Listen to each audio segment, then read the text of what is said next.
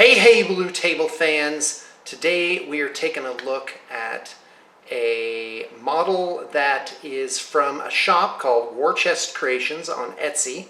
It's from the Lost Kingdoms Saurian Ancients miniature line, and I'm super pleased with how it turned out. I'm going to tell you all about it. I bought it off of Etsy as a 3D print. If you're looking for the STL file, I have no idea where to get that, but you can probably figure it out via the link that I'm going to provide to this Etsy shop. Anyway, Games Workshop blew up the world of Warhammer Fantasy after 8th edition. And this was long about, it feels like 2014, and that's when Age of Sigmar came out. And a whole bunch of guys got together, fans of Warhammer Fantasy, and they created 9th Age, which can be found for free online. And they basically reworked everything and have created a really great rules set for it. My sons and I have become interested in a Warhammer Fantasy style game, and so we picked a 9th Age and we're building some armies for it. And every night I spend a little bit of time working on my own stuff, and this is one of those things. Very proud of how it turned out. I'm going to talk a little bit more about it, more about the composition. And so anyway, obviously it's on a square base. I remounted it on a plastic 40mm Games Workshop style base. Now Games Workshop doesn't make these Warhammer Fantasy bases anymore. I pick them up off of eBay. They're very inexpensive. These were about $1 each. They were easy to find. They have these little nodules on the bottom, which some of you will be all too familiar with. Now, in terms of the model, boy, this was a tough call. As usual, I'm not entirely pleased with how everything turned out. The model has like fur or like these very fine feathers on there, so I just made those an off-white color, simply just to make them disappear and make the other colors stick out. I didn't want to make the wings blue like the traditional Games Workshop pterodons, so I chose green. Originally I was going to do like a military green, but that turned out it was too dull. And so I ended up with this lime green highlighted to almost yellow, and then obviously the crest is this very rich red highlighted up with orangish and orangish yellows. And I brought a little bit of the wing into the face here to balance that out. The teeth are khaki, which is one of my favorite colors for teeth. And these feathers here, I don't know if those are native to the bird or not, but I picked an earthy sort of turquoise. I have to be careful because all the skinks and the lizardmen are turquoise in color. And I do them in a 3-layer, and so basically nothing else can be turquoise. So for the feathers there, I really had to add some off earth tone type colors to make it not exactly the same color as the rider.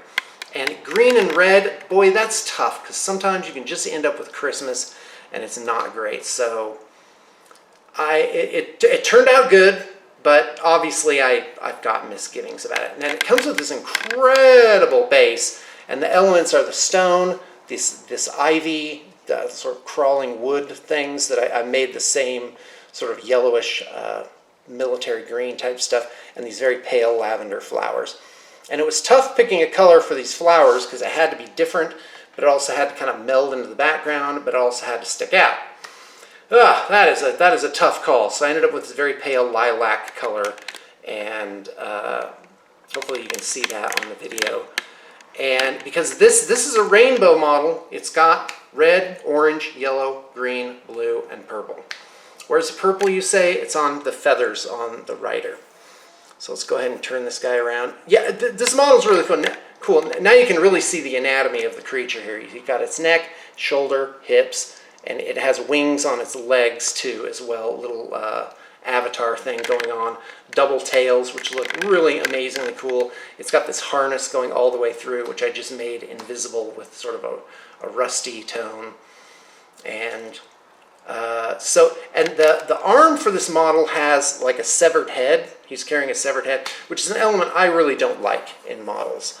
It's too much, and generally I don't like things on the model besides the actual action of the model, which I'll talk more about in the next video, actually. Now, the original model, behind the ears, it has these sockets, and these little ear things come out. Again, feels like a little bit of homage to Avatar, but I didn't use those because it was too much. This model has so much going on, you really don't need that. Oh, and I replaced the arm with a blue horror arm, but I botched a finger reposition, so it doesn't look great. But that's what I did, and I may circle back to it later. I may not. If it were a client stuff, I would definitely have replaced it and redid it. But for me, it seemed like it worked good. I don't think anybody's going to notice unless I point it out, which I just did.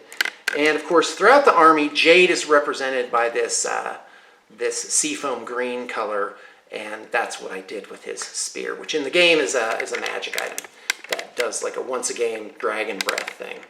So anyways, I'm very pleased with this model. It's really great. War Chest Creations did a good job. They really hit it out of the park on every single count.